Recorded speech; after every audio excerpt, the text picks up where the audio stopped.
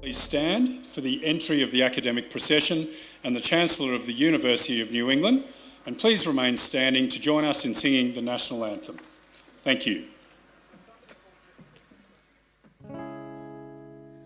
Lately I've been losing sleep, dreaming about the things that we could be. Baby, I've been praying hard. Said no more counting dollars, we'll be counting stars. yeah, we'll be counting stars.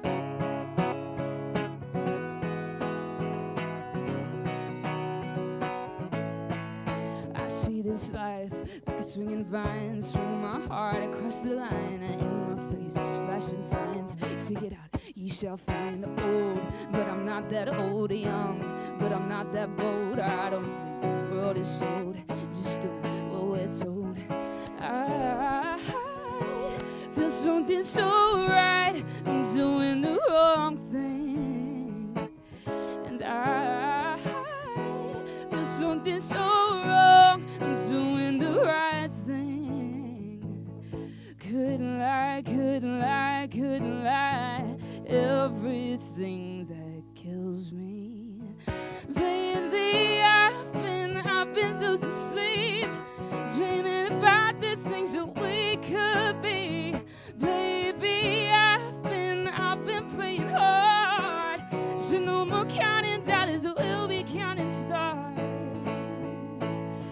And lately I've been losing sleep, dreaming about the things that we could be. Baby, I've been praying hard, so no more counting dollars, we'll be counting stars. Yeah, we'll be counting stars.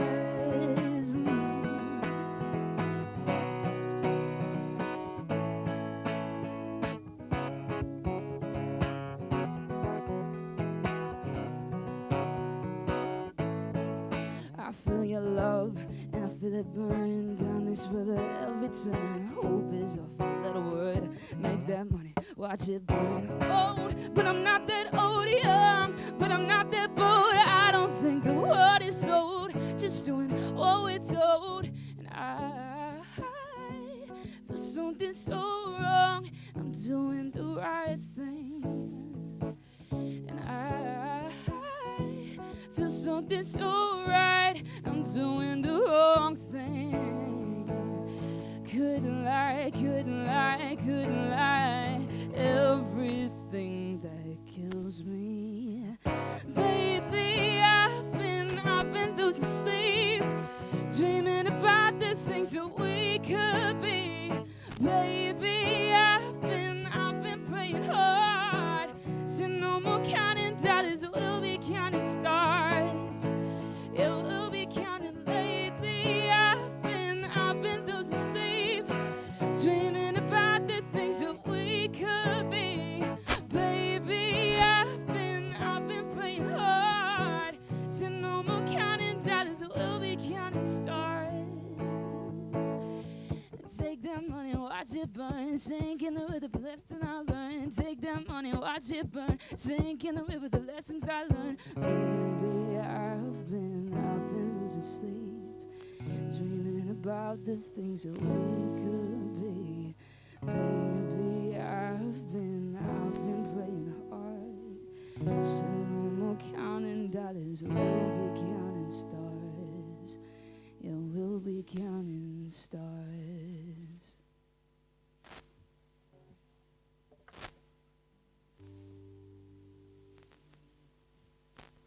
Ladies and gentlemen, the national anthem.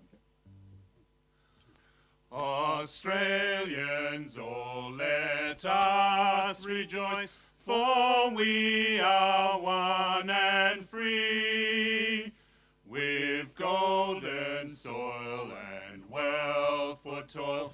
Our home is girt by sea. Our land abounds in nature's gifts of beauty, rich and rare. In history's page, let every stage advance Australia fair. In joyful strains then let us sing, advance Australia fair.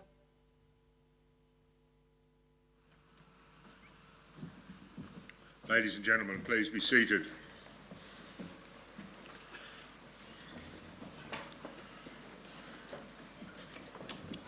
Firstly, ladies and gentlemen, I would like to acknowledge the traditional custodians of this land that we call New England and all the land that the University of New England operates on, and show our respects to their elders past and present.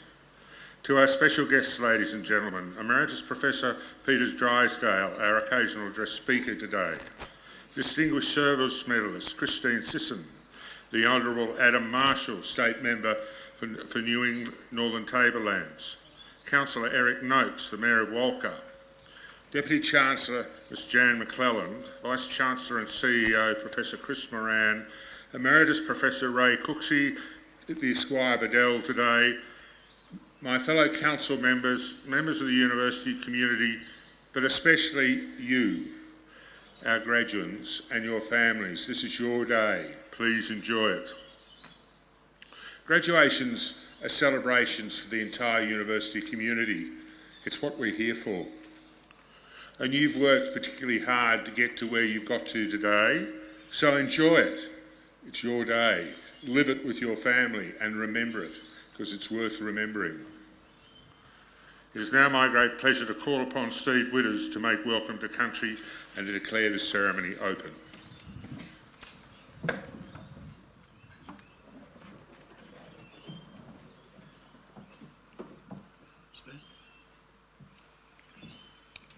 Thank you. Thanks, Lucy. Thank you, Chancellor. Steve Witters is my name, and I'm a descendant of the Anawan people, A-N-A-I-W-A-N, the Anawan people who are the custodians of the land upon which we meet today. They are known as the Highland people, the Snow people. And if you're here in July any time of the year, at that time of the year, you'd know why. A welcome to country is given as a mark of respect and trust and understanding. Aboriginal Australia has been doing this welcome to country for thousands of years. Aboriginal Australia is made up of over 300 different countries. Some of you may be familiar with the ones where you come from. I'll name some of them that are from around this area here. We're on the highland country, the Anawan. We're neighbours to the people of the Gumbanga, the Bunjalung, the Biripi, the Kamilaroi, the Wonnarua, the Warramai, the Awabikal, Ngarrabul, Yagal, Yambura. I can go on and on and on, but we haven't got the time for 300 countries. But it's important to understand and to acknowledge that wherever we are in Australia, we're on Aboriginal land. It always was and always will be Aboriginal land. And the waterways, we have to pay respect to them too, because water was a very important part of Aboriginal culture and Aboriginal knowledge. I'd like to acknowledge the University of New England, who show that respect and acknowledge that they are on Aboriginal land and have been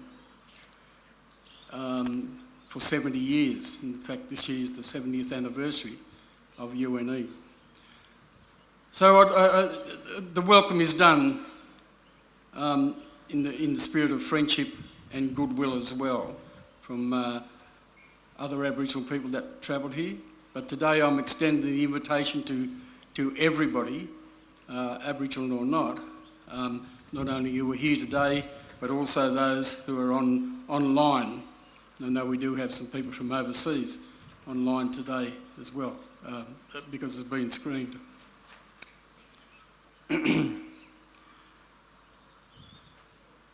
Just so you get an idea of the countries of Aboriginal Australia are divided by their geographical landscape. So when the landscape changes, so does the custodianship of that land.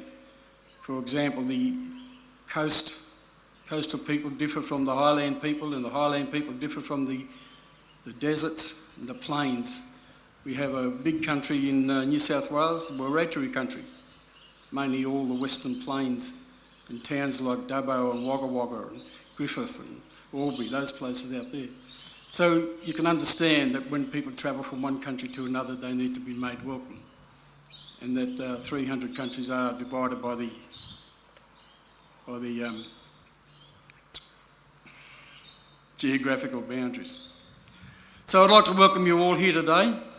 I'd particularly like to welcome those of Aboriginal families that are graduating here today. Shannon Walker and her family, Riley Boston and his family from Toowoomba, and Sam Blocker and his family from the Bundjalung people of Grafton. But that's not to say just by acknowledging those three in particular doesn't mean all of you are very special today. It is your day, it is your family's day, and as Chancellor pointed out that the support of your families and your friends and those at home who have seen you graduate here today, it's your day. But I'd like to make particular mention, as I did, with those Aboriginal students, because they've been through a lot of hardship and a lot of trying and testing times to get there, as most of you have been. In doing my welcome, I'd like to do it in my language, which is the language of the Anawan people, and it simply says, welcome to our land. The land is safe, the land is comfortable. Feel safe and welcome. Danganadaga, Dangandaga Wanga. Yaka Anawanoyina, Inja Anawankionda. Yaka Yina, Inja Kionda. Inja Nyambeka Kiona, Nyambeka Orla. Altila Rakinya, Inja Kionda, Natamerunyara, Nyambeka Kionda. Welcome everybody, to all of you, to your families, to those who support you, to those who have travelled with you. I'd also like to mention a particular welcome to our guest speaker today, Mr. Peter Drysdale from ANU, who we found out we have some family connections that go back a long time ago, at least 70 years, when he was one of the first students here at the university. And this year, as you will hear later, we're celebrating the 70 years. So this university is almost as old as what I am. In fact, it's a couple of years older than me, but anyway. But welcome everybody. The university always acknowledges that we're on Aboriginal land, and if you look over this side, I think it's this side, the Aboriginal flag is flying there. The Aboriginal flag represents the black on the people. Black on the top is for the people. The red on the bottom is for the land. And the yellow in the middle is for the sun, the giver of life, which unites the people with the land. And that's how much the university respects that we're on Aboriginal land, and I'd ask that all of you do that too. So welcome, Utikalana Pura. Thank you very much and welcome.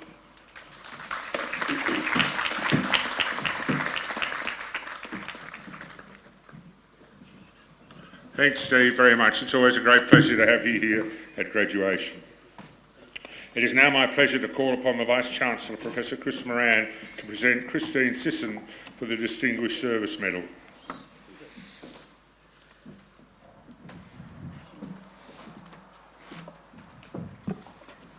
Thank you, Chancellor. We've moved to high technology here. There's a screen in front of me, and they said, just use your notes and don't touch the screen. So we might find the graduation is over really quickly.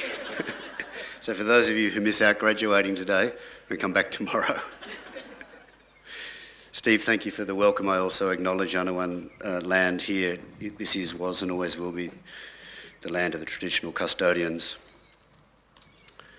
Chancellor, Christine Sisson has made a sustained and significant contribution to the life of UNE for 50 years.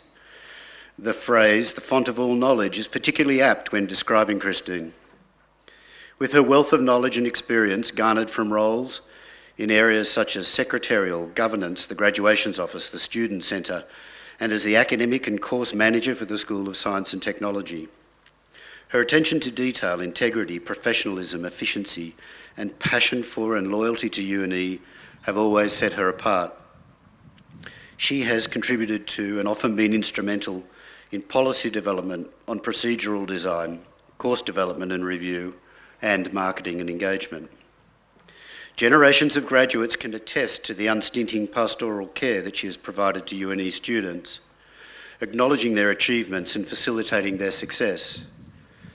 Students often remarked on the extraordinary measures to contact them to ensure they were aware and understood the impact of any changes being made to their course. Such pastoral care towards students not only set a standard for staff within the disciplines to strive towards, but was also frequently acknowledged within communications and external accrediting bodies. No request was ever too large or too hard, and was always greeted with her trademark calm assurance that it would all be sorted.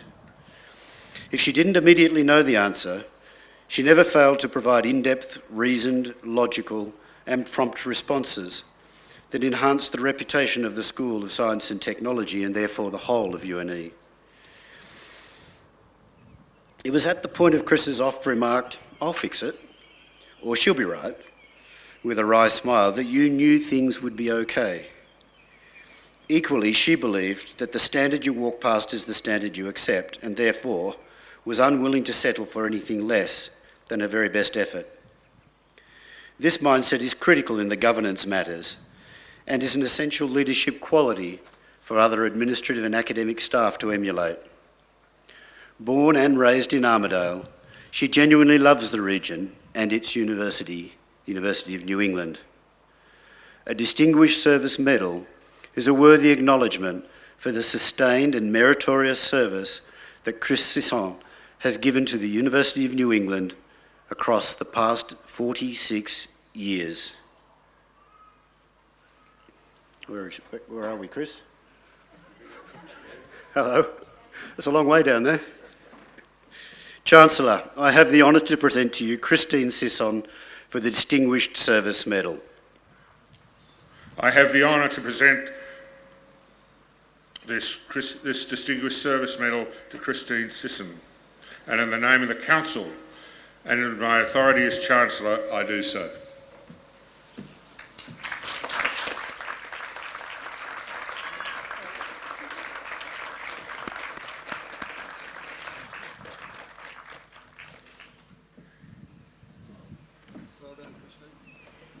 Ladies and gentlemen, it's always a great pleasure to present the Distinguished Service Medal to a member of the General Staff. They're often the people that are the glue of this organisation. They're the people that the students see first and often see last as they leave. They're the people that fix the computers and make sure things work for both the academic staff and the students. They're an integral part of this establishment. And to be able to present somebody who's done such a great job as Christine has is a great pleasure and a great honour for this university. So congratulations.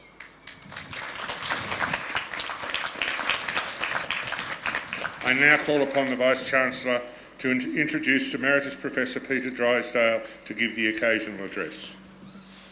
Thank you, Chancellor. It's very interesting to stand here and look out at the crowd of family and friends supporting today. I wonder who are the local people from the University of New England and who are the people who you can hardly see rugged up in this cool breeze this afternoon. About 2 hours will be, and then we'll get to the graduations. The first graduation to be held at the University of New England was in the year 1955, the year after the university's official formation in 1954. This 70-year-old university has now been graduating students for every one of those 69 years. Rather incredibly, I recently met the very first student to graduate from UNE's very first graduation, Peter Battle, now in his 90s, sharp as a whip. He was a teacher in Tamworth for his entire career. He had a choice, the early students had a choice. We were at the College of the University of Sydney, and they had a choice in the graduation of that first year whether they graduated from the University of Sydney or the University of New England. And I asked Peter, how did you decide? And he just looked at me and said, how could you ask? You, when you step up to receive your testimony today, will be in that moment UNE's newest graduate. Think about that. What lies between you, the newest graduate, and Peter Battle, the first graduate? In those 69 years, tens of thousands of graduates have passed through UNE. Millions of human hours have collectively been spent here supporting people like you to earn their degrees and to go back to the world equipped, I hope, with a greater understanding of your discipline and yourselves. This graduation may seem to you at this moment as a conclusion, as it must have felt to those thousands who graduated before you. But graduation is equally the time of beginning. One of those beginnings is that today you become UNE alumni. You join a huge cohort of people who share an open secret, that this modest university, built by the community in the highlands of northern New South Wales, is a life changer. It changes people, and some of those people have gone out and they've changed the world. Not everyone wants to change the world, fortunately, because things could get a bit messy if we're all trying to do that. But I hope that what you have earned and what you have learned here carries you forward through a rewarding life, ideally a life in which you return to us once or multiple times, so that we can help you advance into new phases of knowledge, understanding, and to take your lives where you would like to take them. Unlike we humans, institutions are just beginning to hit their straps at 70. At UNE, we see our 70th anniversary as an opportunity to reassert our independence and our uniqueness as an institution. The founders of UNE envisaged a university for all, one where people who did not live in the city could learn without leaving their homes and their properties and their towns. Imagine the foresight. This was at a time when post was delivered by horse. Internet wasn't even a concept in science fiction. Today, so many universities are copying the model invented by UNE. Online delivery is now becoming the norm after many years of being scorned by those same universities now adopting it as a lesser way to learn. But you who have studied with us know that it is not the internet and not the delivery by the internet that distinguishes us. It's the care, capability and history of our people that shapes the overall experience you get as a UNE student. So in our 70th year, we'll be revisiting how our foundations of opportunity and excellence provide us with a springboard to transform learning experiences. Our aspiration is to create a university that has never been seen before, again. We're rapidly evolving a new concept we call immersive learning. In essence, the features of immersive learning are to take technology, traditional learning, and the lives of the learners, and to merge these together into a different way of interacting between the learning, the individual, and the institution. To put the perspective of the lives of the students in the middle.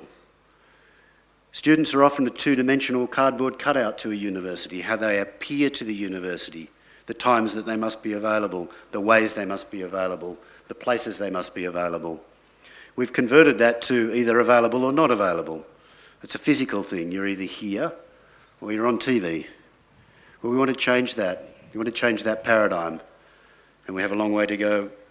With your help, we'll move there. We want it to be your choice how learning and life intertwine. We'll adopt, adapt and participate in creating the newest technologies, and we'll ground these in the original vision of our university. Why am I telling you this when you're finishing? Well, you're not finished with learning. When I was robing at my first graduation here in Bulimimba, I looked up at the window in the library, a house built in 1890, well before the university. On that window is engraved the following words: "Cease not to learn until thou cease to live." This place was destined to be a university. You're on a roll, just keep learning. And do it where you can be certain of excellence, an excellent experience. Come back here. So to you who are very soon to become our alumni, watch this space. There are many things that you'll be able to be involved in this year and every year afterwards, but celebrate our birthday with us. Since UNE's first Vice-Chancellor, Sir Robert Madgwick, gave an occasional address at UNE's 1959 graduation, this podium has been followed by hundreds of fascinating speakers, both UNE alumni and others, who take the opportunity to impart their wisdom and experience on the graduating cohort. Peter Drysdale, an esteemed figure in the field of economics, currently holds the positions of Emeritus Professor of Economics, Head of the East Asian Bureau of Economic Research, and Editor-in-Chief of East Asia Forum in the Crawford School of Public Policy in the College of Asia and the Pacific at the Australian National University. I tried valiantly to figure out that acronym but couldn't quite get there. With a Bachelor of Arts with honours in Economics and History from UNE, with a Bachelor of Arts with a Bachelor of Arts. Did I mention a Bachelor of Arts with honours in economics? There's too much disparagement in this community about Bachelor of Arts at the moment, and we just need to reinforce what happens to society when people attain such degrees. With a Bachelor of Arts with honours in economics and history from UNE, and an honorary Doctor of Letters from the Australian National University, Peter's influence extends far beyond academia. His expertise encompasses work on the Japanese economy and the economic policy, as well as Chinese trade and transformation, and his academic focus includes developments in Asia-Pacific economic integration and relations between East Asia, Europe, India and APEC. For 50 years he has contributed to some of Australia's most sensitive and enduring economic partnerships in the Asia-Pacific, earning him such accolades as Japan's Order of the Rising Sun, the Asia-Pacific Prize, the coveted Weary Dunlop Asia Medal, the Cosmopolitan Prize, I'm not sure whether Peter had to pose for that one, and the Australian Centenary Medal. Having held posts as a Fulbright Professor at Yale University, an Adjunct Professor at Columbia University, and Distinguished Associate at Stanford University, Peter was Founding Director of the Australia-Japan Research Centre at ANU in 1980. He's also widely acknowledged as the intellectual architect of APEC and was elected a Fellow of the Academy of Social Sciences in Australia in 1998. Let me reread that for you just for a moment. He is widely acknowledged as the intellectual architect of APEC. In 2016, he was named an Officer of the Order of Australia for distinguished service to Australia-Asia trade and economic relations, particularly with Japan, to public policy development, to education, and as a mentor of young economists. And in 2020, was one of UNE's Distinguished Alumni Award winners. He's the author of a large number of books and papers on East Asian and Pacific economic cooperation and international trade and economic policy, including the prize-winning International Economic Pluralism, Economic Policy in East Asia and the Pacific. Chancellor, graduands, guests, in light of his incredible achievements and academic contributions, I am honoured to introduce Emeritus Professor Peter Drysdale as your occasional address speaker this afternoon. Please give him a warm welcome.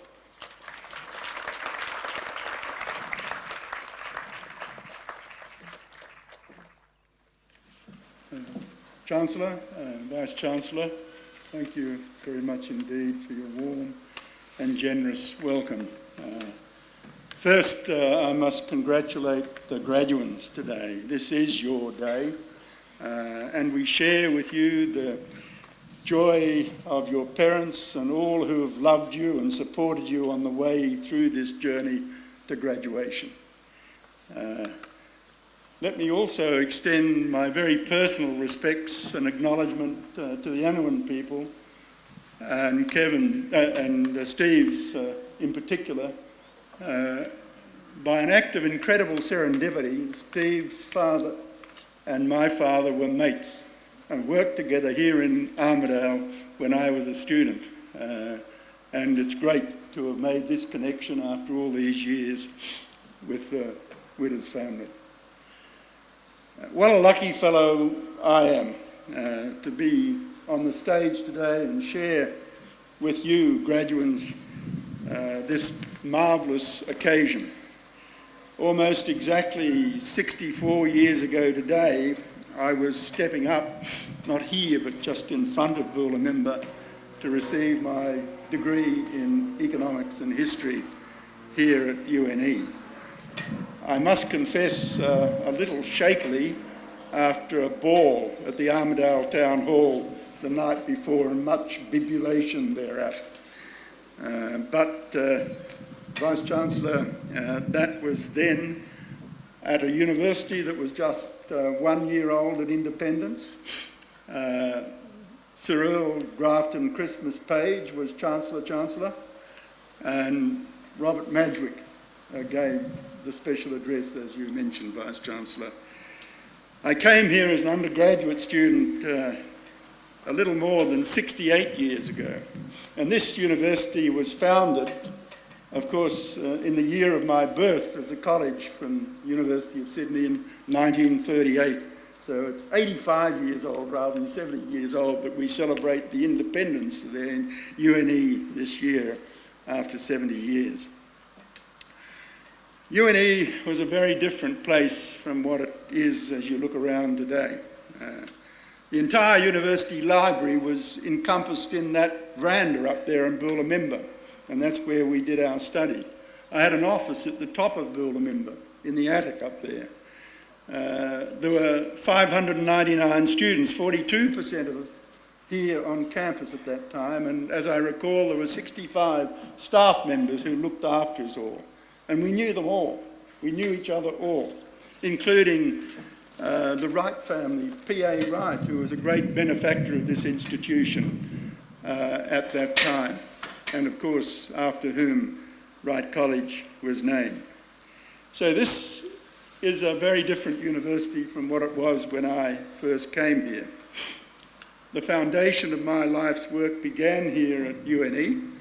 I wrote an undergraduate essay in 1957 about the Australia-Japan Agreement on Commerce that was signed that year.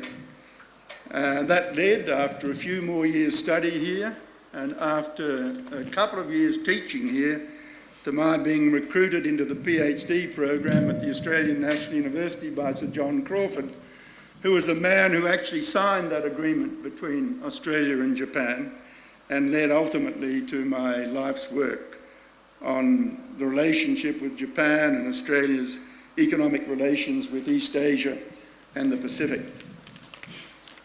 You all graduated at a time of momentous change, and your training at UNE, in whatever field it is, puts upon you a peculiar responsibility in guiding this country and whichever country you come from through a time of enormous change and challenge. There is a change that has been wrought on global climate by the past 2 to 3 centuries of our carbon-based development and modernisation, and the challenges we face with the threat of climate change. There is also the amazing technological change wrought by digitalisation in the last few decades, and all that implies for learning and teaching and a whole range of human activities that we rely on for digitalisation today. And there has been geopolitical change, enormous geopolitical change. Much of the change, of course, in the world of geopolitics comes from the rise of China, and in China's wake, dare I say, the rise of India that might follow. China adds to Asia's already substantial share in the world economy and makes Asia the largest single centre of world output and world trade today. Bigger than North America, bigger than all of Europe. At current exchange rates, China's gross national product or output is already 70% of that of the United States, with a GDP of roughly $18 billion US. So this has wrought enormous geopolitical change in our world. China, of course, is also Australia's largest single trading partner by far, with exports of over $120 billion last year alone, despite the lingering effect of trade sanctions that China had imposed earlier on a range of Australian goods. It's also the largest economic partner of every single country in Asia, bar one. The huge export trade we have with China and Japan and all of Northeast Asia is, of course, significantly based on carbon. And it will have to go a total change, a thorough change in the next 2-3 decades if we are to achieve what we promise ourselves to achieve in terms of decarbonisation of our economies, not only here in Australia, but around the region. Just think upon that. This is an economic interdependence we have with the region that is significant for both sides of the relationships. And it's a complex economic interdependence from which we cannot extricate ourselves without huge cost. That's for our partners including China. 2/3 of China's iron ore comes from Australia. And that means, if you know your sums, that 54% of China's steel capacity depends entirely on Australian imports of iron ore. So that's a very deep interdependence between our two countries. The nature of this regional interdependence is even more complex than those numbers suggest. Almost 30% of the output of all Japanese major firms is actually produced in China, not in Japan. And you know this by the nature of the goods that we buy every day from East Asia. Almost all of the electric vehicles we buy in Australia now, whether they be Teslas, VWs, MGs or BVDs, are made in China. These are hugely positive developments that have already lifted 750 million people out of poverty. And they hold the promise of doing that for more than 2 billion people in the rest of China, in India and other Asia. But they are developments which also bring with them unprecedented challenges. China is already a great power in terms of its impact on other countries, economies and polities.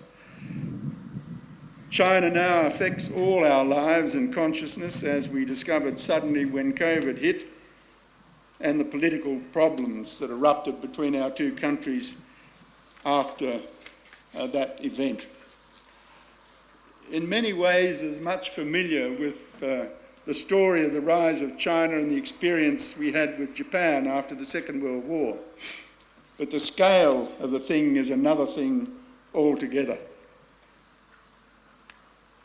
And so is the fact that, unlike Japan, following defeat in war, China is not a budding democracy embedded in the American alliance structure.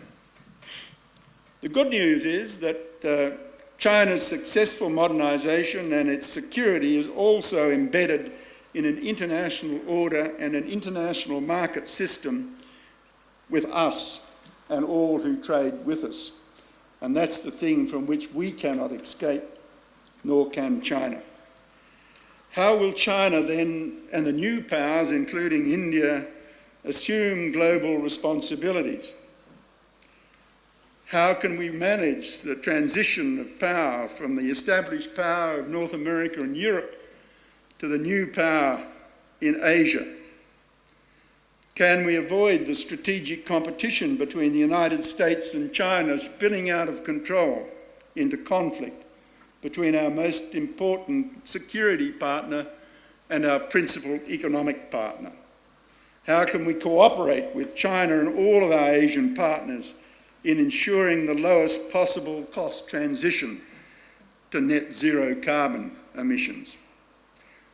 Leaders around the world and around the region are searching for an architecture and a set of arrangements that will enable these questions to be resolved positively. They will need your creativity, your commitment, your help and understanding, and we shall have to work through these questions very carefully and patiently if we are to succeed nationally and with our partners in Asia, including China. The elevation of capacities and efforts we now must make to answer these questions is an urgent task, and that is an important challenge for you guys, sorting out the ideas and working out what the answers to some of these problems is. This is a state of interest that behoves you no matter what area of expertise you bring with your graduation today. So let me welcome you new graduates to our illustrious convocation. May you continue to enjoy its collegial spirit, as I hope to. UNE is so collegial that in my almost 70 years as a student a teacher and an alumnus, I cannot recall ever having a disagreement with a peer or a colleague, except daily, on matters of principle and matters of substance. We rely on your contribution in your professional community, your continuing learning, as the Vice-Chancellor exhorted you to, through the local, the national and international debates that will be needed to overcome the challenges of our time. I wish you every success in that challenge. Thank you very much.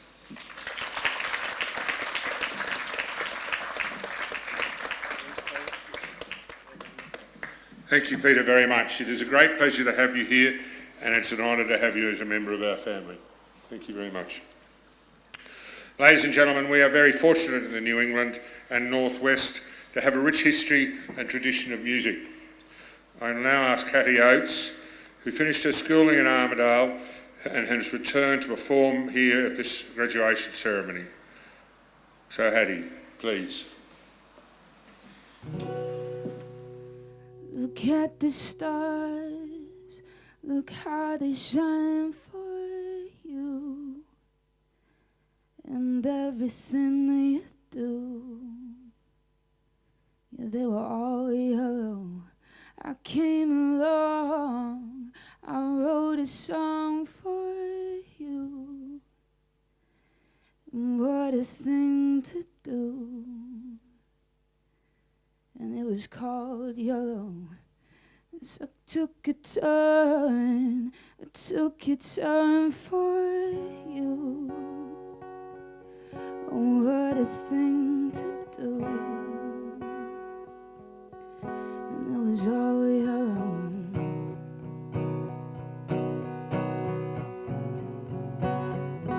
Your skin, oh yeah, your skin and bone turning to something beautiful. You know I love you so. You know I love you so.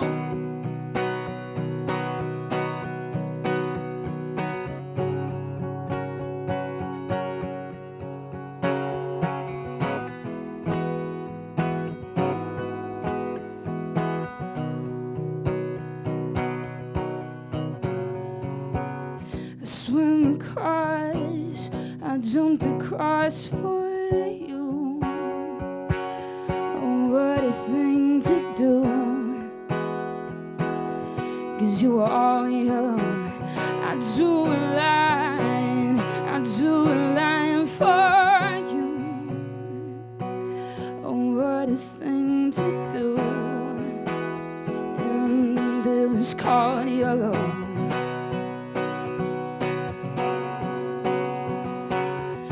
Your skin, oh yeah, your skin and bone turning to something beautiful. You know I love you so. You know I love you so.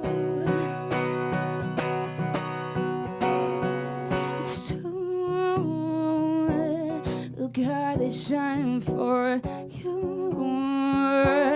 Look how they shine for you. Look how they shine for you. It's true. Look how they shine for you. Look how they shine for you. Look how they shine. Look at the stars. Look how they shine for you. And all the things you do. Yeah, it was all yellow.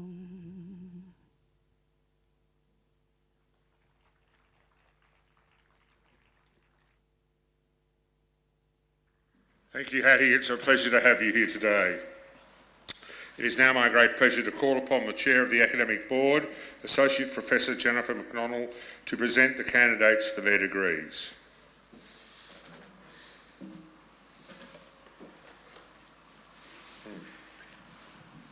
Would the graduands please stand?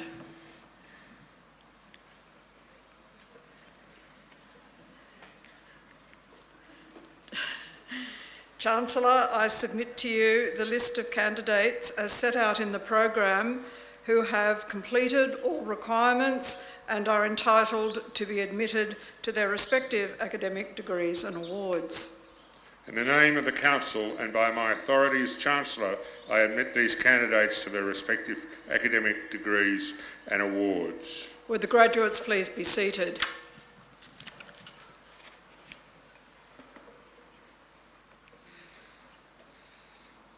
Would the graduates who are also receiving the New England Award please stand? Chancellor, the New England Award is granted to selected graduates who have demonstrated outstanding service to the university and to the wider community and commitment to others. It's a non-academic award given by the university in recognition of the skills, attributes, leadership and personal qualities that are developed through extracurricular activity, committee membership, voluntary work and good citizenship. Today, the university is proud to be presenting these graduates with this award. Through your actions to achieve the New England Award, you have shown yourselves to be high-achieving, proactive and outward-looking members of the university community. UNE is proud of the relationships we have developed with the many organisations across Australia because of your efforts. And on behalf of the Council and the university community, I extend to you our hearty congratulations. Would the graduates please be seated? Would the graduates who are also receiving a Vice-Chancellor's Scholar Award please stand?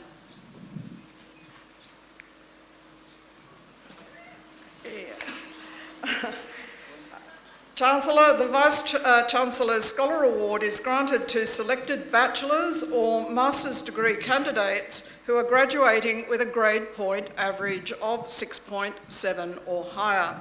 Today, the university is proud to be presenting these graduates with this award. The Vice-Chancellor's Scholar Award is a way the university can recognise, celebrate and reward the achievements of our most academically high-achieving students. Through your actions to achieve the VC's Scholars Award, you have shown yourselves to be hard-working, disciplined members of the university community with a determination to succeed at what you have chosen to study. On behalf of the University Council and the entire university community, I extend to you our hearty congratulations. Would the graduates please be seated?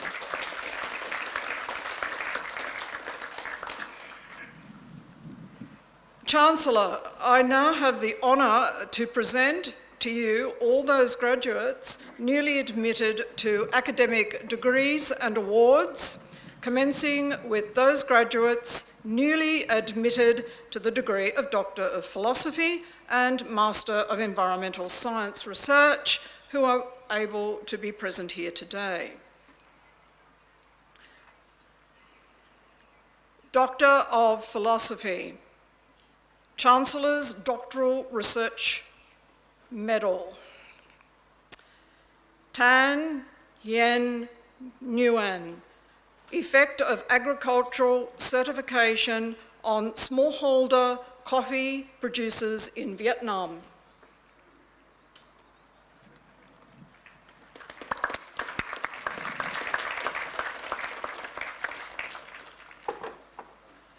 Doctor of Philosophy, Karen Christine Bezerra da Silva Santos, The Importance of Pollinator Behaviour and Heterospecific Pollen Deposition on Crop Pollination Service Delivery.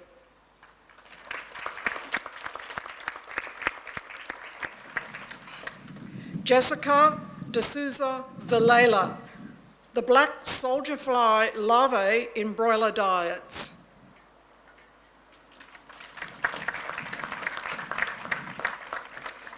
Mohammed Shariful Islam, Optimising Pig Breeding Programs Using Genomic Selection.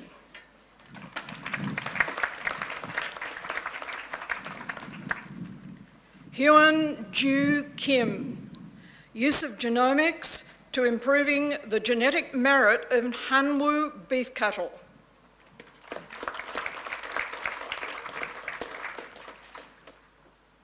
Edward Robert John Leffley, Triple Helix and Regional Innovation Systems Knowledge Transfer in New South Wales.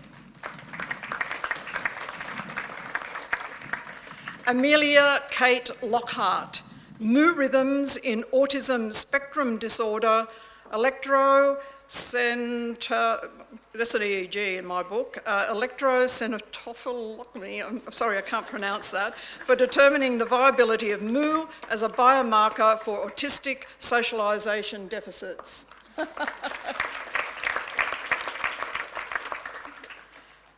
T. Fung Chi Nguyen, isolation and assessment of potential rhizobacteria for biological control of barnyard grass. Echinocola crusgalli, a problematic weed in rice fields. Udav Panoreru, genetic analysis of weight and carcass traits in Australian meat sheep.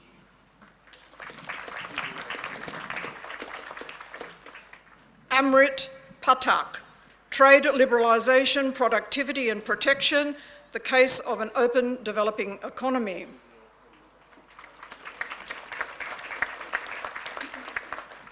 Minraj Pokhrel, also receiving the New England Award, dung beetles from ecosystem engineers to invasive species.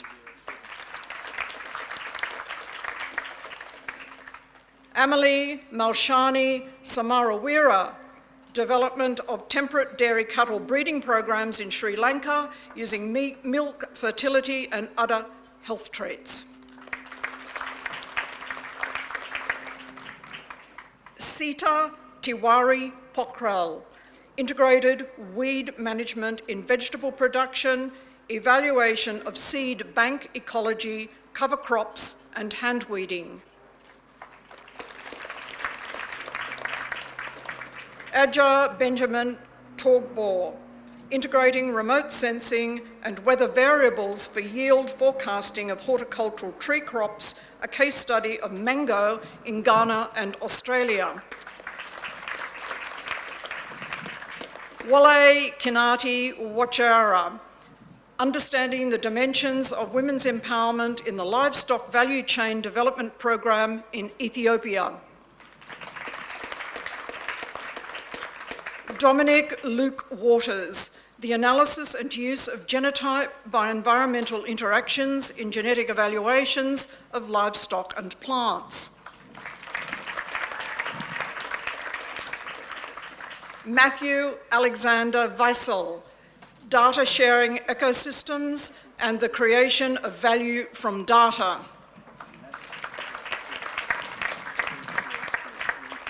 Master of Environmental Science Research, Martin Ian Campbell, thermal biology of two burrowing arid zone species, the Great Desert Skink, Lyophilus kinterae, and the brush-tail mulgara, so it's Dasycerus blythei.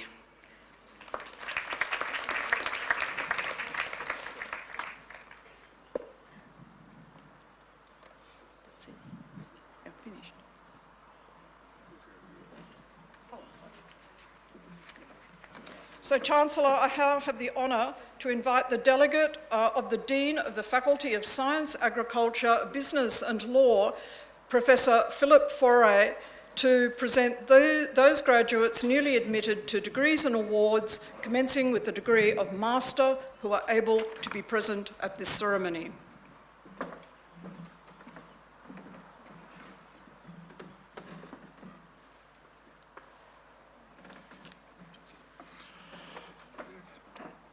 Chancellor, I now have the honour to present to you those graduates newly admitted to the degree of Master, Graduate Diploma and Graduate Certificate from the Faculty of Science, Agriculture, Business and Law. For the Master of Business Administration, Katie and Maney.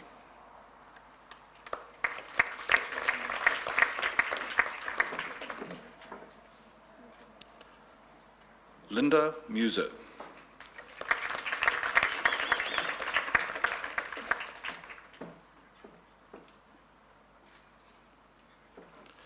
Neil Robert Everton Smallbone.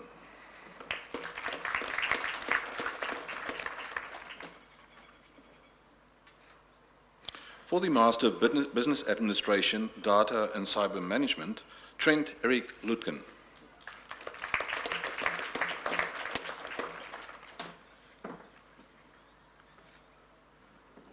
Ali Seika.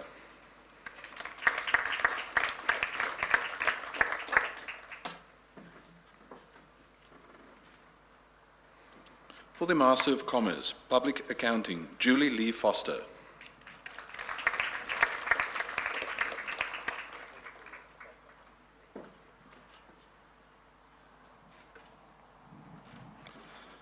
For the Master of Data Science, Nathan Eric Adams, also receiving the Vice-Chancellor's Scholars Award.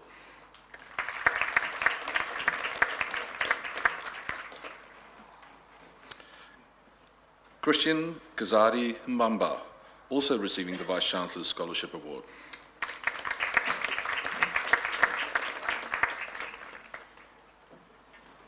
For the Master of Environmental Science and Management, Georgia Louise Whelans, also receiving the Chancellor's Scholarship Award.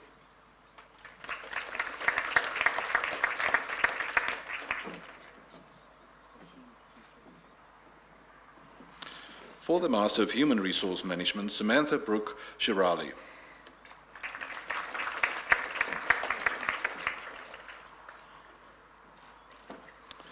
For the Master of Neuroscience, Christopher Bruce Watson.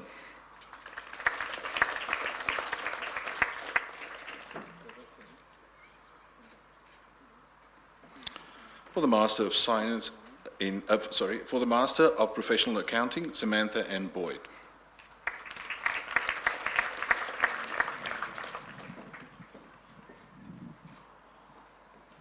For the Master of Science in Agriculture, Oluwaseun Noah Adedayo.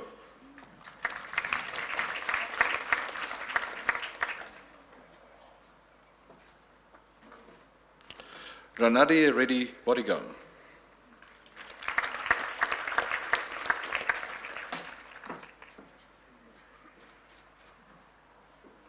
Mukti Shalise.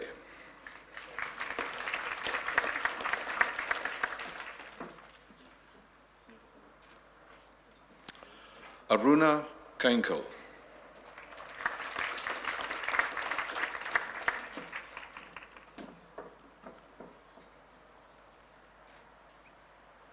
Tanya Jane McMaster.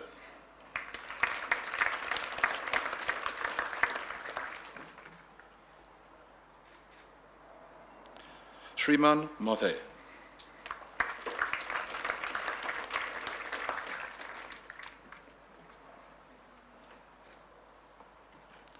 Sarita Rani.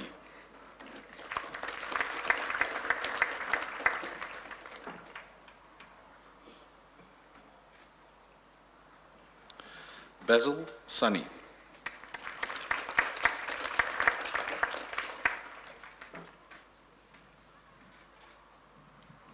Benita Tiwari.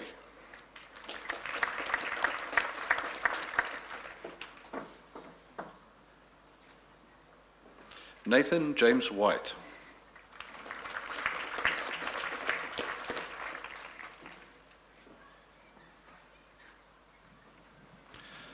Megan Elizabeth Parks Williams.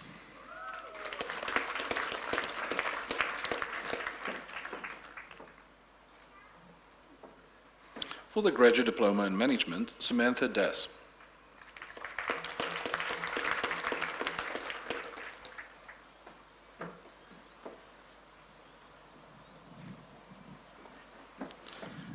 For the Graduate Certificate in Environmental Science, Tracy Ann Ward.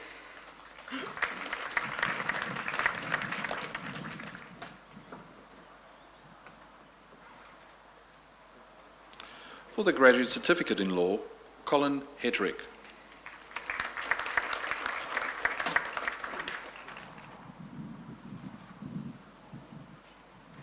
Chancellor, I now have the honour to present to you those graduates who newly admitted to the degree of Bachelor with Honours Bachelors, and those graduates awarded the Advanced Diploma and Diploma from the School of Science and Technology. For the Bachelor of Exercise Science and Sports Science with Honours, Eli Latsinos, first class.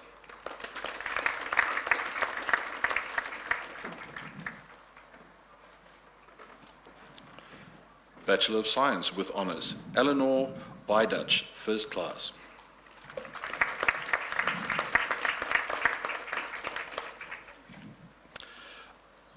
Aidan Clifton, first class honours, receiving the University Medal.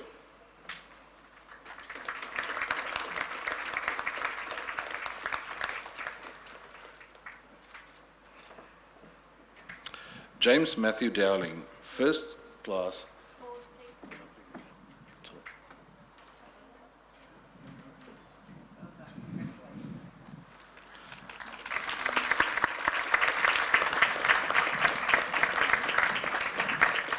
James Matthew Dowling, first class, also receiving the University Medal.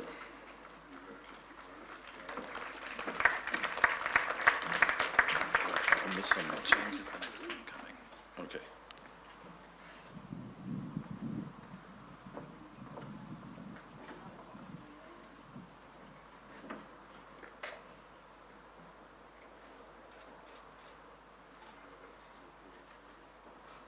Sorry, I skipped one. This is James Matthew Dowling, first class honours, also receiving the University Medal.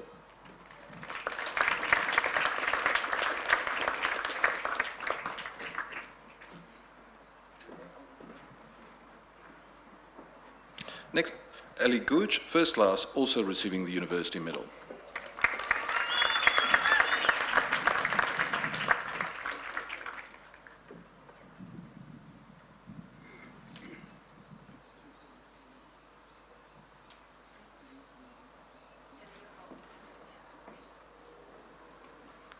Oscar John Lamb, first class.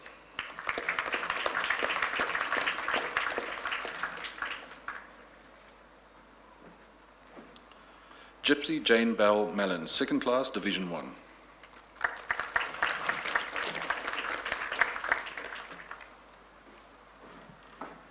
Saranaya Pradeep, second class, Division 1.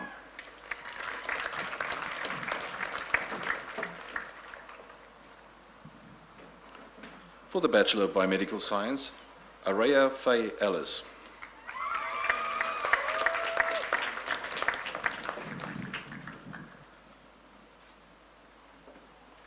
Alexander Mitchell.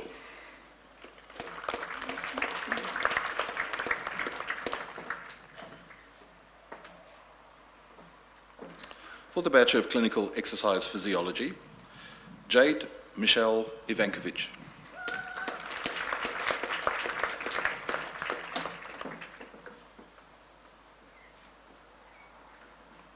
Michael Joseph O'Brien.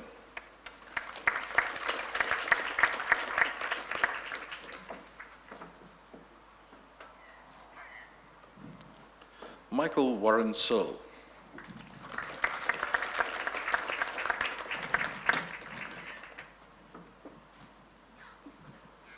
For the Bachelor of Computer Science, Joshua Lee Edwards.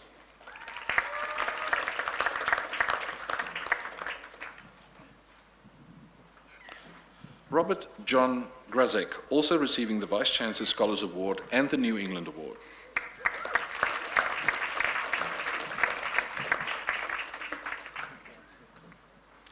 For the Bachelor of Exercise and Sports Science, Zoe Copland.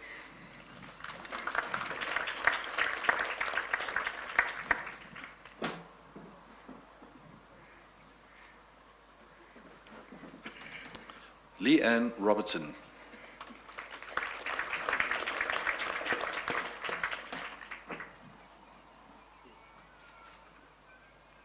For the Bachelor of Science, Olivia Ambia.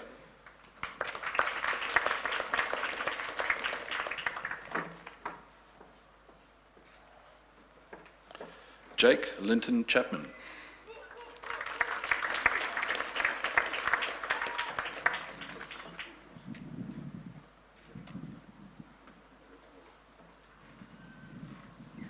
Elise May Dustin.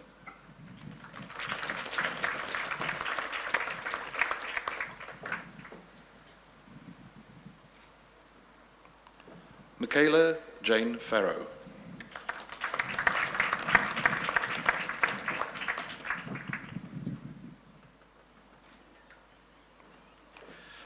Layla April Jeffrey.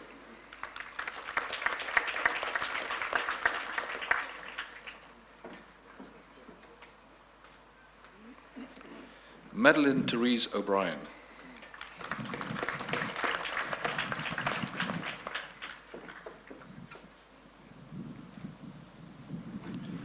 Robert Williams.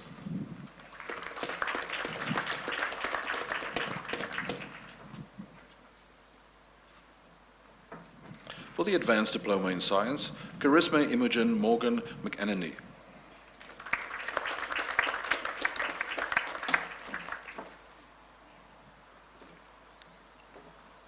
For the Diploma in Information Technology, Lachlan Robert Dewson.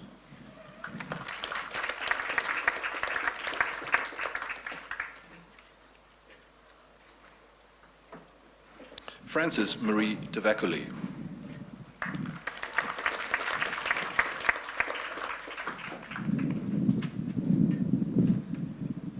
For the Diploma in Science, Stephen Kevin John Blackmore.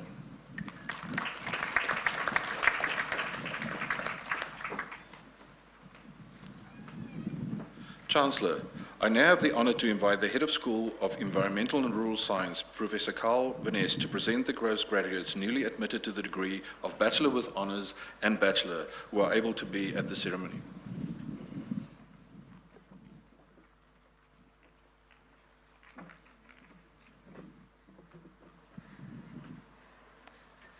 Chancellor, I now have the honour to present to you those graduates newly admitted to the degree of Bachelor with Honours and Bachelor from the School of Environmental and Rural Science. Bachelor of Rural Science with Honours, Georgia Vivian Wiebeck Laurie, First Class.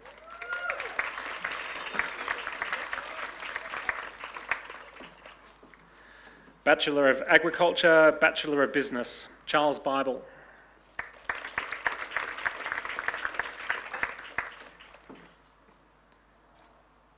John Anthony Corduroy.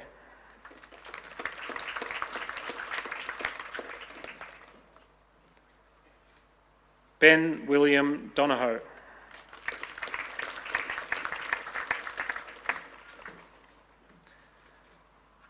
Rebecca Jane Glanville.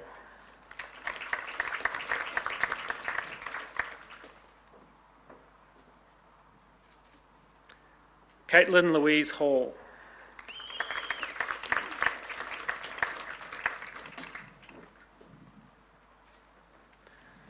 Amelia Kate Rymel Hickson.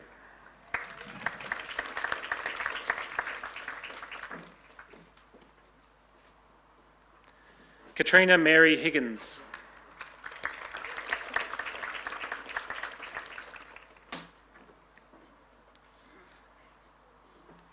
Tom Ralph Speedley Moscow.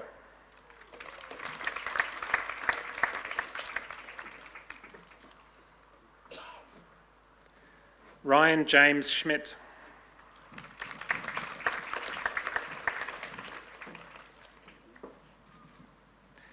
Amy Steer.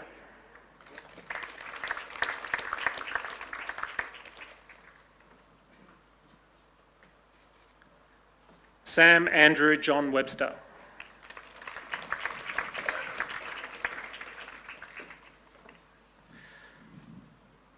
Bachelor of Agriculture, Production and Management, Alexandra Jane van Dienhoven.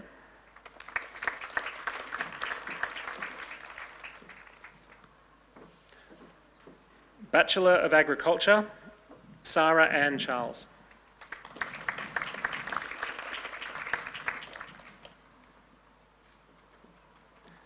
Thomas Michael Jackson.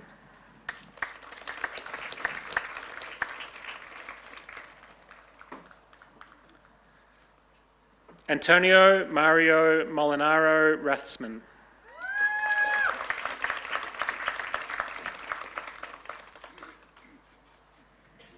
Olivia Moore.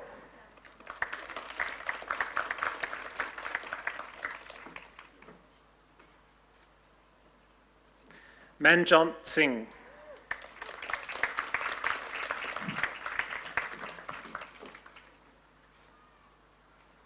Kate Smith.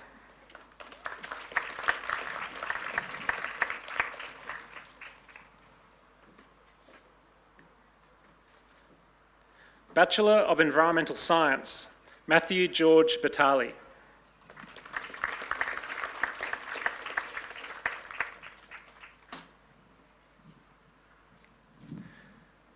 Danielle Jade Brooks.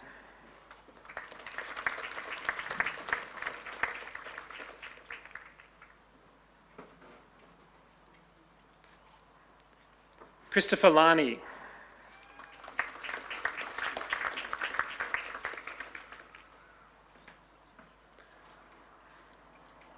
Georgina Grace Elsie Moore.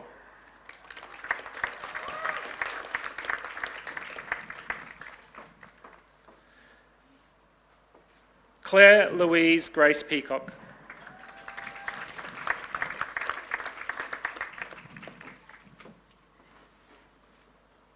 Amy Ribau.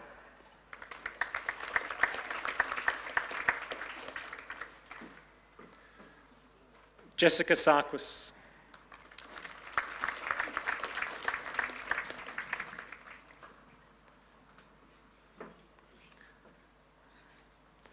Madeline Ray Tomlinson.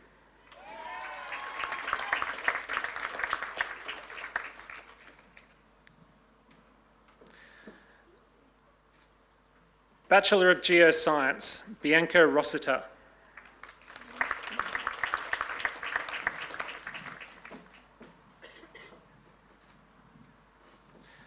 Bachelor of Rural Science, Sophie Allen.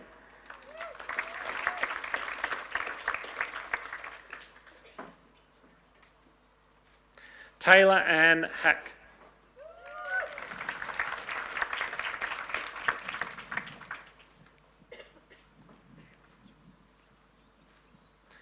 Sarah Louise Kelly.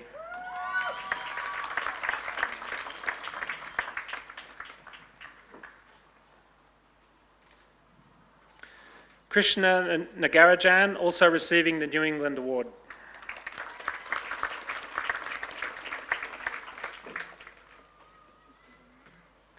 Annabelle Robinson.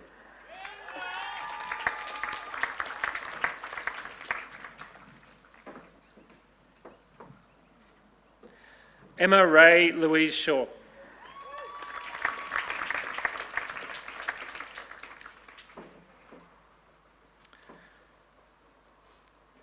Tiffany Ann Tarrant.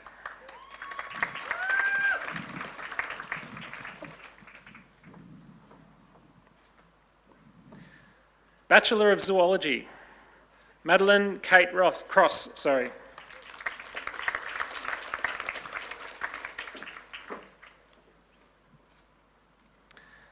Stephanie Lee Gilmore.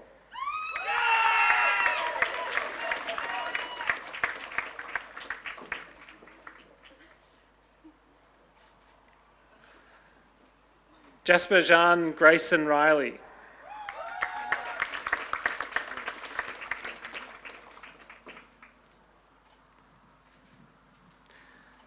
Evelyn Koch-McCosker, also receiving the Vice-Chancellor's Scholar Award.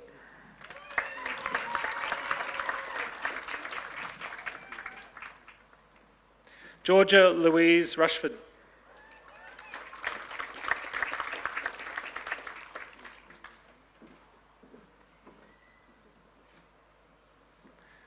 Nikita Sheila.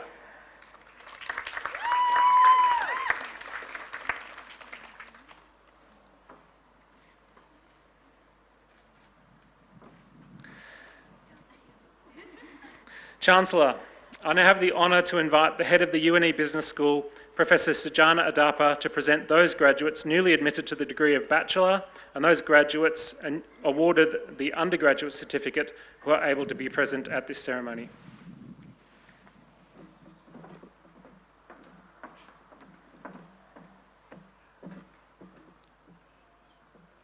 Chancellor, I now have the honor to present to you those graduates newly admitted to the degree of Bachelor and those graduates awarded the undergraduate certificate from the UNE Business School. Bachelor of Business, Bachelor of Economics, Ellen Meg Brennan.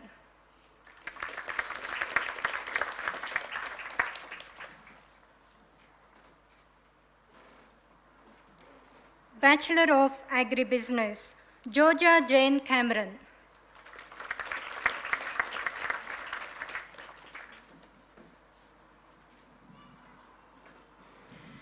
Tom Falconer Hamilton.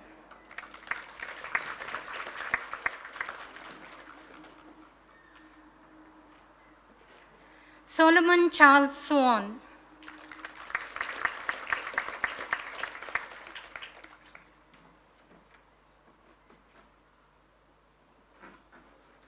Ebony Serendipity Thomas.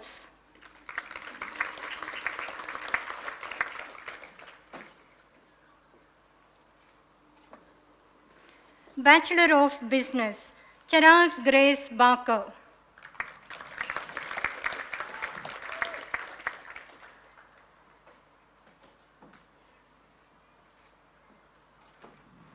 Sam Patrick Bloomer.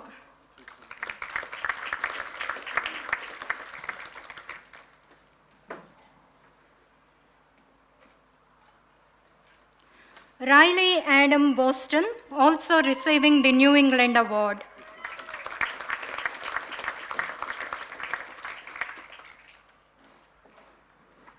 Kate Annabelle Crawford.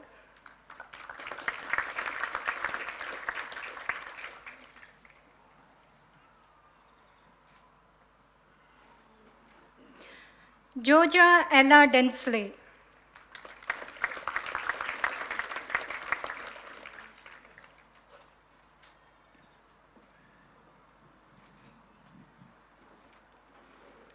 Nicholas Mackenzie Gleason.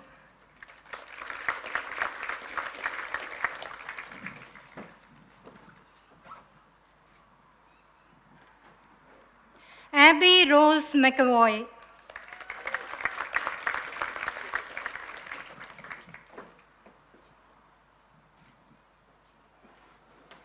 Tasha Pratt.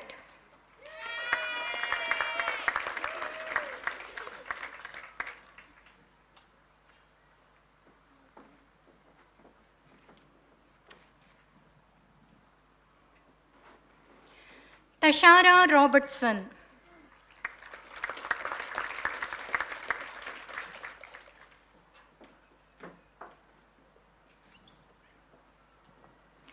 Wong Shu Zing.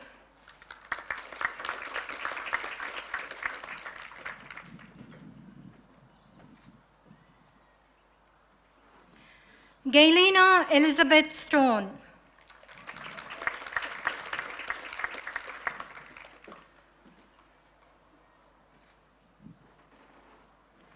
Bachelor of Commerce Accounting, Elizabeth Louise Ether.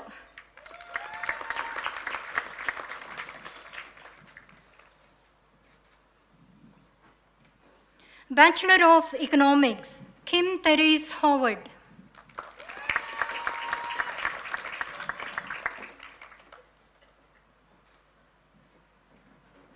Anna McDonald.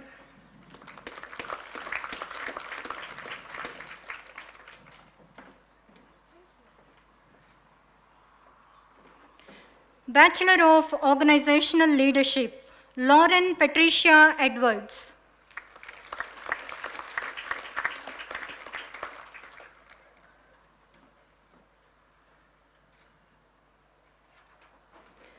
Aaron Robert Johnston.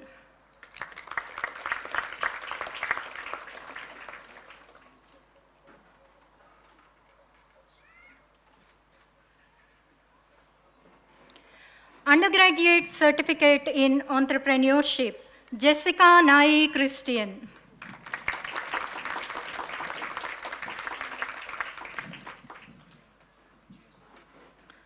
Chancellor, I now have the honor to invite the head of the School of Law, Professor Mark Perry, to present those graduates newly admitted to the degree of Bachelor with Honours, Bachelor, and those graduates awarded the diploma who are able to be present at this ceremony.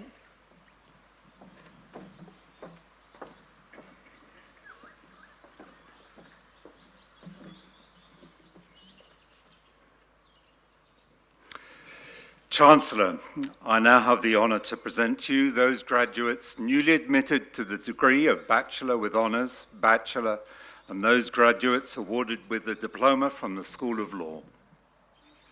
Bachelor of Law with Honours, Blue Ann Adams.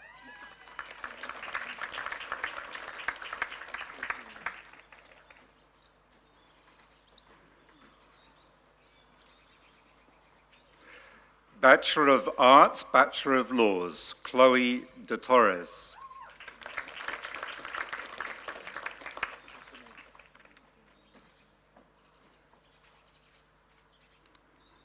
Bachelor of Business, Bachelor of Laws, Joanna Mavis Ryder, also receiving the New England Award.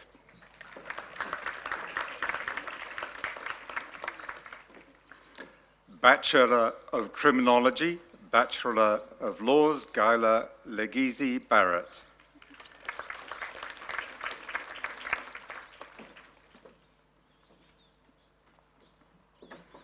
Alexandra Jane Hunt.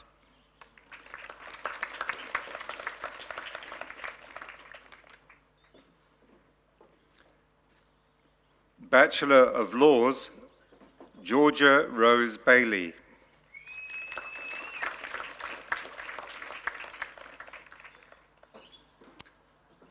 Jack Beaton.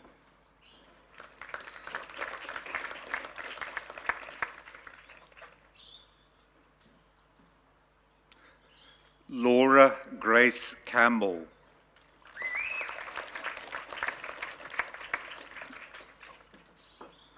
Filene Comia.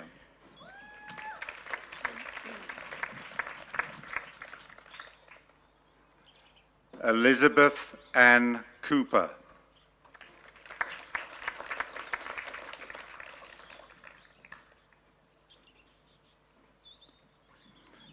Anissa Tene Dunn.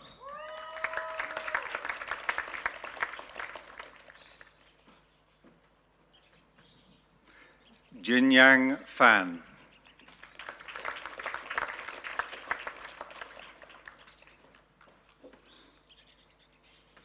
Sunil Gayawali.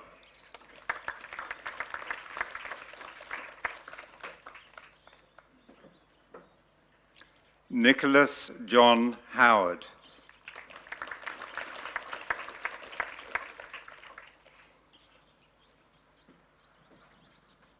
Laura Hope Jago.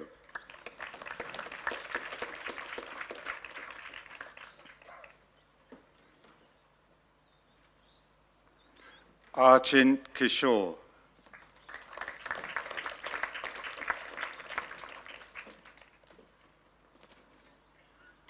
Konrad Kuchansky.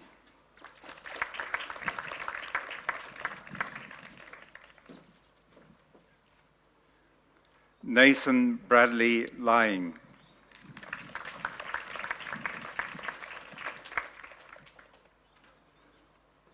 Gavin Lau.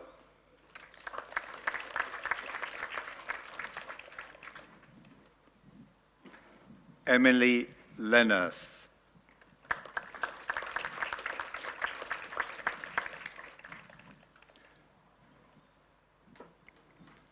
Susan MacDonald.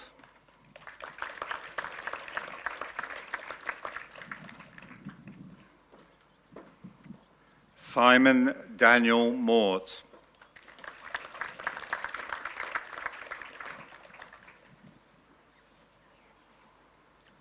Anujan Najin Deram.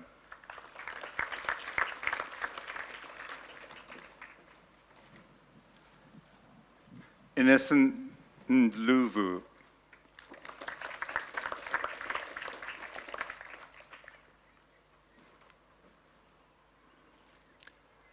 Jennifer Ruth Oakley.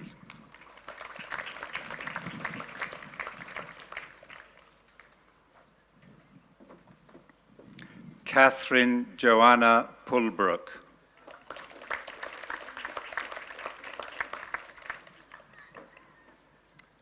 Graham Stephen Reagan.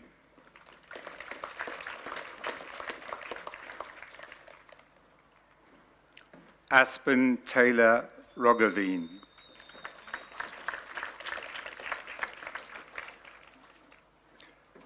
Josephine India Saunders.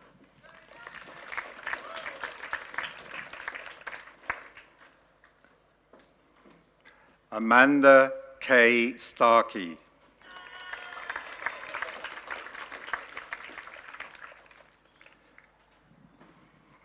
Basiliki Triantafilopoulos.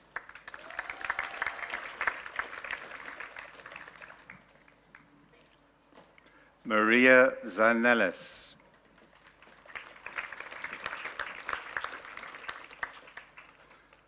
Deborah Ann Williamson.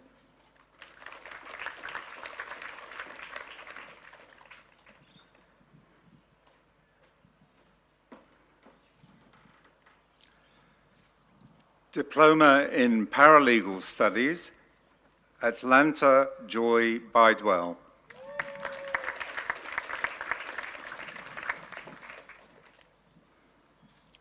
Andrea Lauren Karatziolis.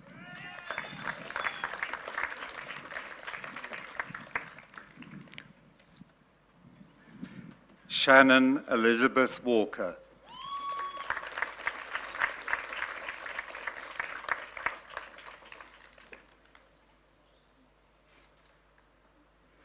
Chancellor, that concludes the presentation of awards from the Faculty of Science, Agriculture, Business and Law to graduates who are able to attend to be present at this ceremony.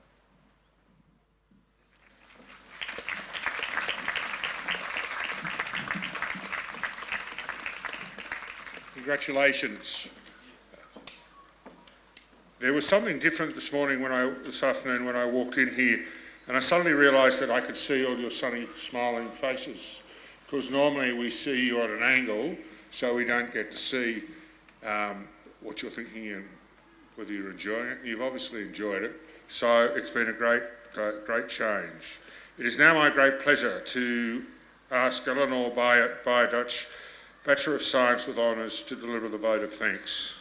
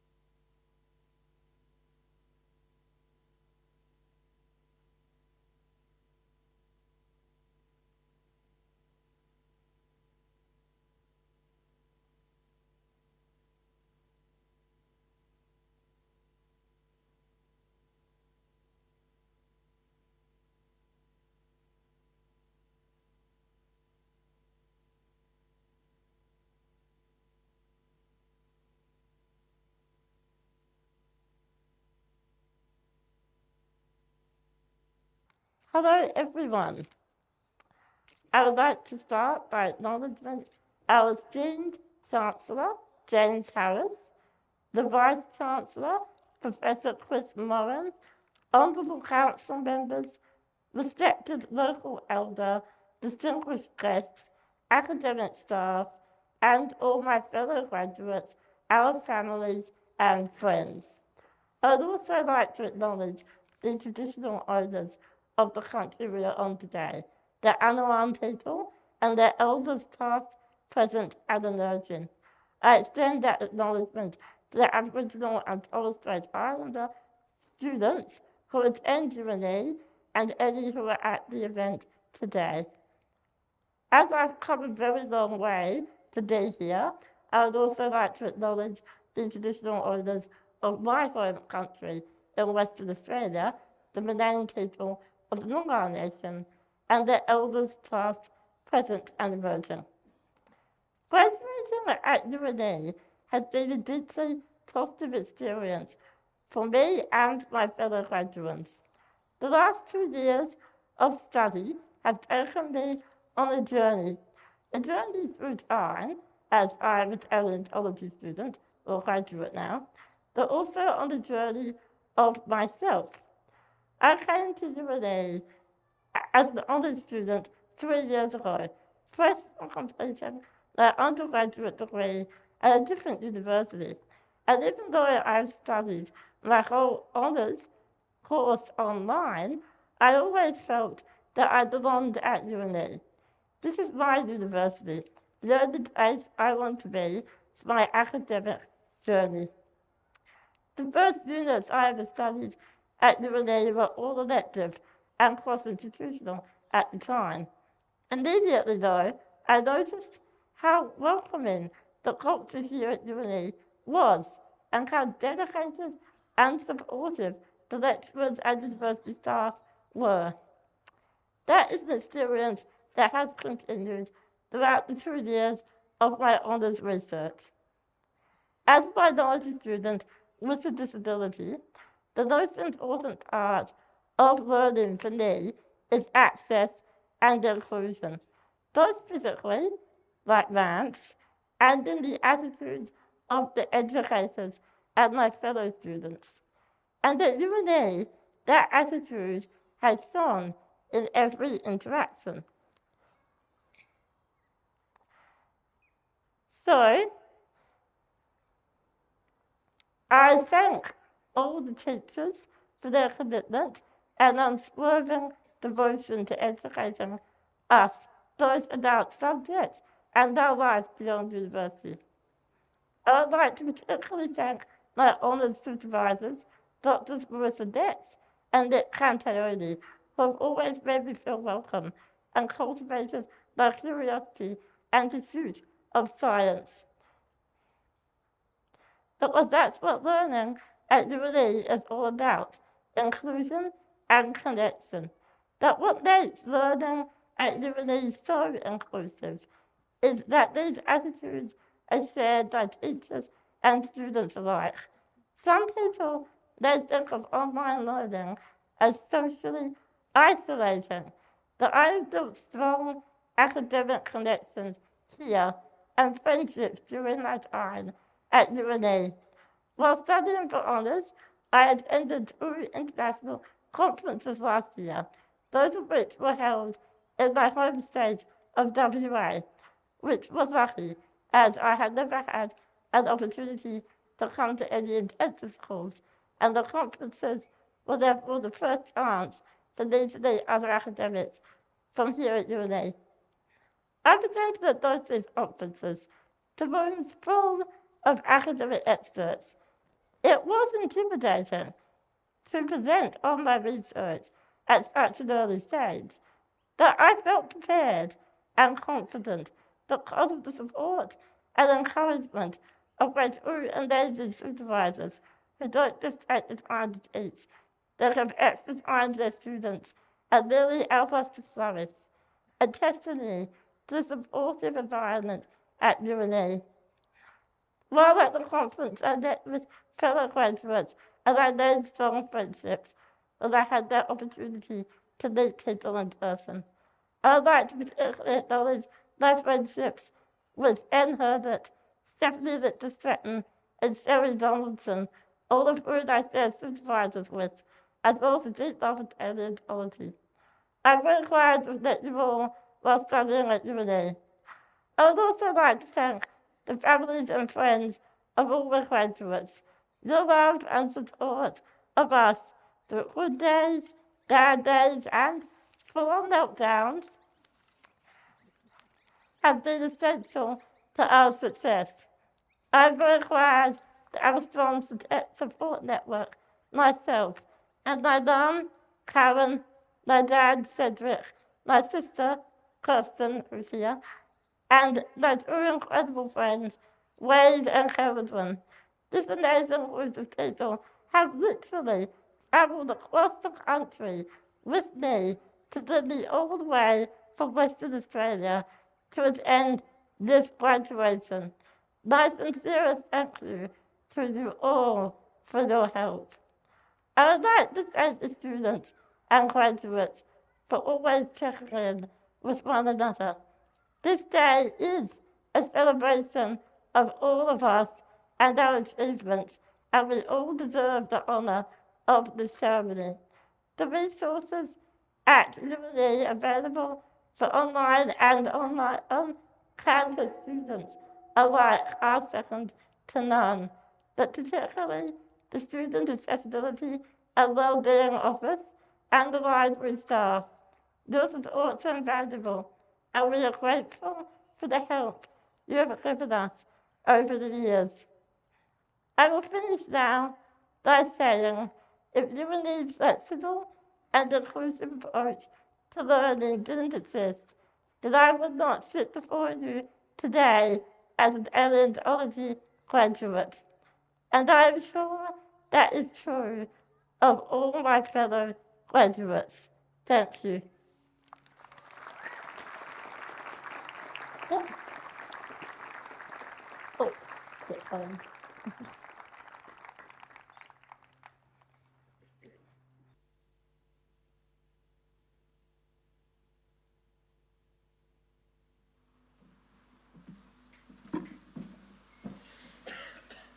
Thank you very much, Eleanor. I, for one, admire your courage and your determination to get where you've got, and I'm sure we all do. And thank you for a good speech.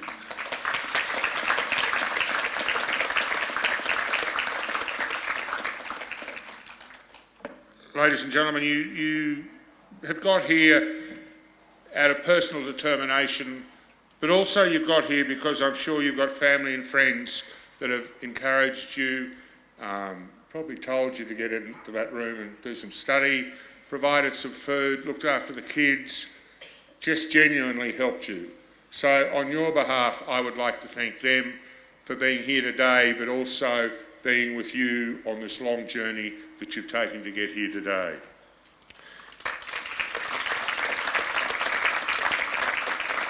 You've joined an extraordinary family. It's called the Alumni of the University of New England.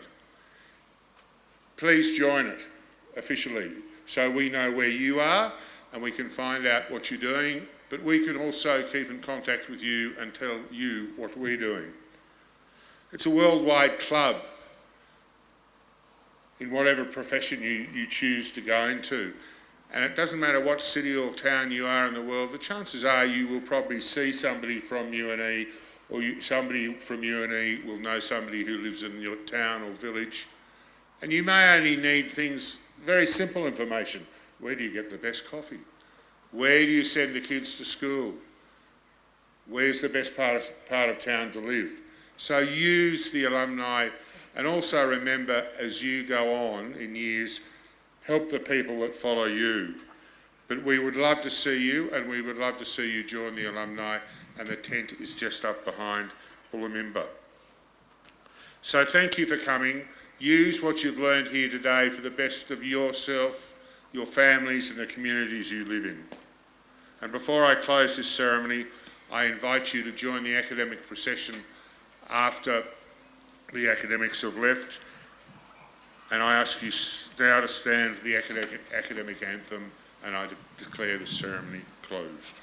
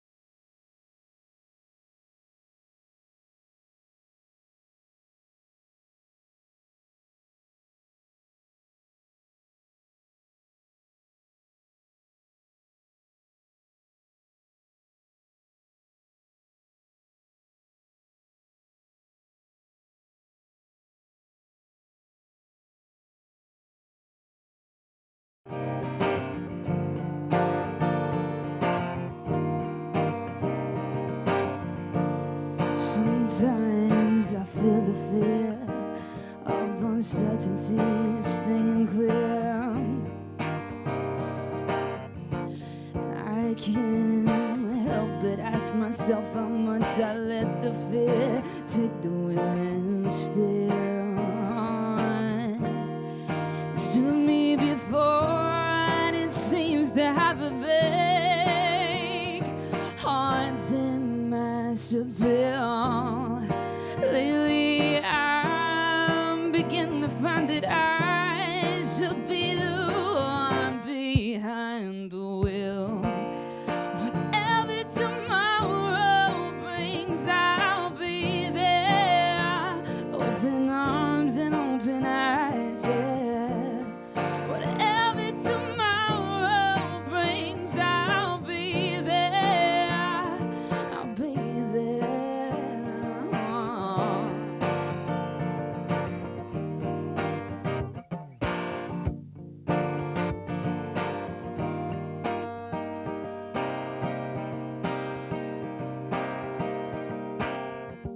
So if I decide to wait for my chance to be the one of the hive, will I choose water over wine and hold my own and drive? Yeah, it's driven me before, it seems to be the way everyone else gets around. Lately I'm beginning to find that when I drive myself, my light is found. Whatever tomorrow brings, I'll be there. With open arms and open eyes, yeah. Whatever tomorrow brings, I'll be there. I'll be there. Whatever tomorrow brings, I'll be there. With open arms and open eyes, yeah.